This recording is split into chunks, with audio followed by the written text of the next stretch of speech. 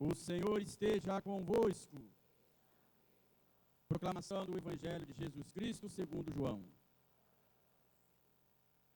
Naquele tempo, quando a multidão viu que Jesus não estava ali, nem os seus discípulos, subiram às barcas e foram à procura de Jesus em Cafarnaum. Quando o encontraram no outro lado do mar, perguntaram-lhe: Rabi, quando chegaste aqui? Jesus respondeu: em verdade eu vos digo, estáis me procurando, não porque vistes sinais, mas porque comestes pão e ficastes satisfeitos. Esforçai-vos não pelo alimento que se perde, mas pelo alimento que permanece até a vida eterna, e que o Filho do Homem vos dará, pois este é quem o Pai marcou com seu selo. Então perguntaram: que devemos fazer para realizar as obras de Deus? Jesus respondeu: a obra de Deus é que acrediteis naquele que ele enviou. Eles perguntaram: que sinal realizas para que possamos ver e crer em ti? Que hora fazes? Nossos pais comeram maná no deserto, como está na Escritura. Pão do céu deu-lhes a comer. Jesus respondeu: em verdade vos digo, não foi Moisés quem vos deu o pão que veio do céu. É meu Pai que vos dá o verdadeiro pão do céu. Pois o pão de Deus é aquele que desce do céu e dá vida ao mundo. Então pediram: Senhor, dá-nos sempre desse pão. Jesus lhes disse: eu sou o pão da vida. Quem vem a mim não terá mais fome, e quem crê em mim nunca mais terá sede. Palavra da salvação. Sentados alguns instantes, irmãos e irmãs, estamos no mês de agosto, e este mês é o mês no qual estaremos celebrando pelas vocações. São diversas as vocações. E hoje a igreja celebra pelas vocações dos ordenados, dos padres, dos diáconos, dos bispos, do Papa. A igreja pede a essa comunidade que rezem não só pelos padres, mas também pelas vocações sacerdotais e religiosas. A igreja precisa de vocações. A igreja precisa de pastores, de padres. Porque a messe é grande, mas os operários são poucos. Então, o dia de hoje é para vocês rezarem pelos padres e agradecer a Deus por eles. Porque é por causa deles que a nossa igreja continua viva, de pé. Já imaginaram a igreja sem padre? Dizia uma vez, que Deus o tenha, o padre Luiz, lá de Alexânia, que igreja sem padre pode ser considerada como igreja sem Deus. Eu fiquei meio assim, mas se for pensar bem, é verdade, né? Porque tem gente que acha que a igreja não precisa ter padre. Mas o padre é aquele que foi instrumentalizado para transmitir a palavra de Deus. A palavra de Deus. E eu falei até ontem, de ter aquela celebração bonita, na investidura dos coroinhas, que a alegria de servir, e o padre tem que ser feliz pela missão que Deus a ele confiou. Eu quero dizer para vocês que eu sou feliz porque tenho vocês. Eu tenho vocês e por eu estar, inclusive, na minha comunidade, onde aqui, há 64 anos, fui batizado. Isso para mim é uma grande graça. Bem, sobre as leituras, vendo esse texto do livro do Êxodo, aí me fez lembrar.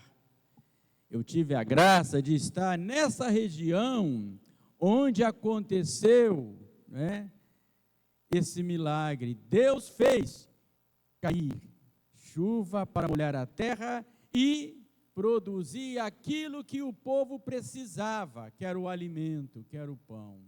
Eu fiquei pensando, pois é, Moisés, ele passou alguns momentos muito difíceis, tirou o povo do Egito. E com certeza, hoje é onde é a capital de lá, do Egito, que é o Cairo. E o povo lá vive porque tem o rio Nilo. que chamam o rio de Pai Nilo. E lá, às margens do Nilo, eles conseguem cultivar hortaliças e também tirar água para matar a sede. E o povo vivia escravizado pelo faraó. Então Moisés libertou o povo das garras do faraó, levou para onde a gente fala, para a terra prometida. E olha, caminhou muito deserto adentro.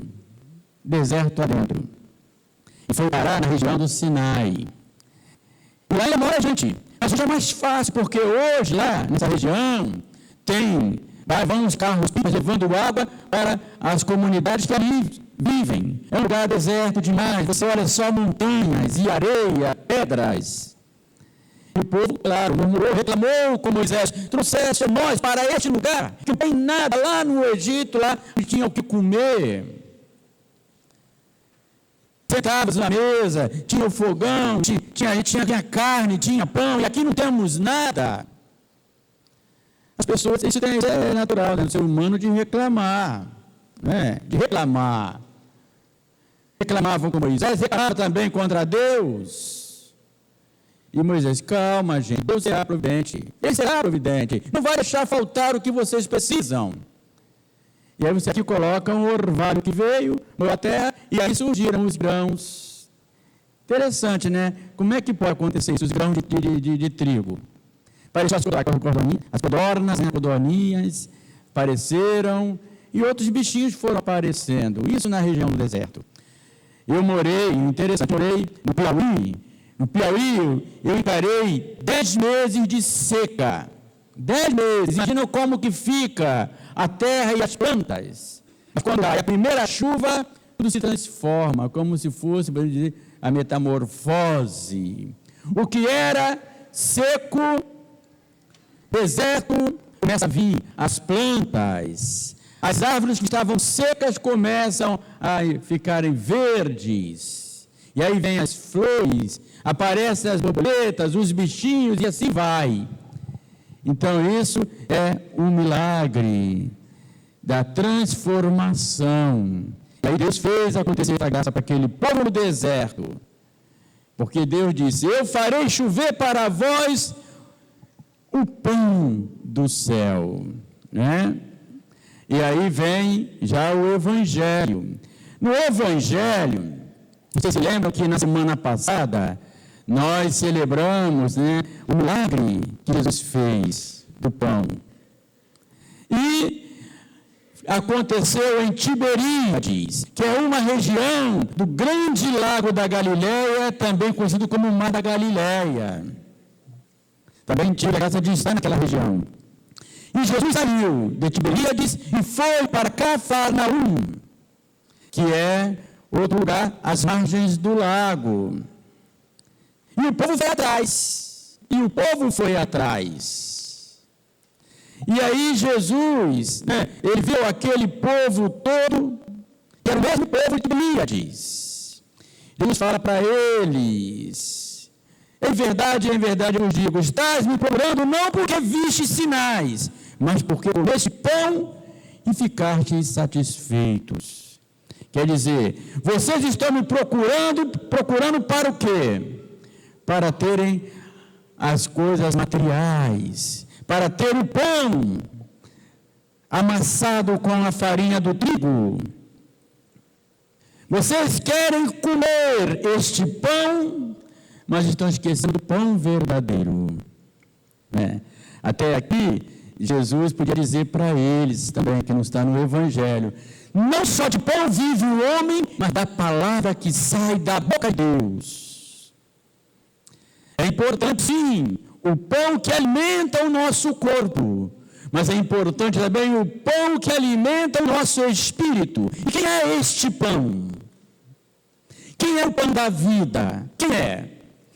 Respondem, se vocês sabem, você tem dúvida. Quem é este pão? Jesus é este pão. Porque nós precisamos de Jesus como alimento. A sua palavra nos alimenta, nos revigora. O seu corpo, que daqui a pouquinho nós vamos servir, também é um alimento. Então precisamos, irmãos, alimentar não só o corpo, mas o nosso espírito. Espírito enfraquecido faz o corpo ficar enfraquecido. Não esqueçam disto. Tem muita gente doente porque precisa curar o espírito. Então Jesus, ele fala isto. E ele disse, que eles falaram, olha, Deus fez chover no deserto, deu pão no deserto, mas Jesus disse, não foi Moisés que vos deu pão que veio do céu, é meu Pai que vos dá o verdadeiro pão do céu. Ele podia até dizer assim, sou eu, o verdadeiro pão descido do céu. Tanto que Jesus, no final, ele coloca, eu sou o pão da vida, quem vem a mim não terá mais fome. Quem vem a mim não terá mais fome. Por isso que é importante vocês estarem aqui, buscando este pão, este alimento, que é Jesus, é Ele que nos dá vigor, nos dá a vida. E para terminar, na carta de São Paulo aos Efésios, São Paulo fala que devemos estar revestidos de homem novo. Deixemos o velho. Não importa a sua idade, você pode ser um novo. E quem faz você ser esse novo não é outro a não ser Jesus, através de sua palavra. Porque nós fomos criados à imagem de Deus. Então São Paulo coloca isto, renovai o vosso espírito e a vossa mentalidade. Revesti-vos o homem novo. Então, é isso que hoje a liturgia nos fala. E para terminar, a gente pede a Deus, que conceda a nós sempre este alimento, porque precisamos muito dele, estarmos revigorados na palavra, através da palavra e do pão que Jesus nos dá. Ele, o próprio pão que desceu do céu. Louvado seja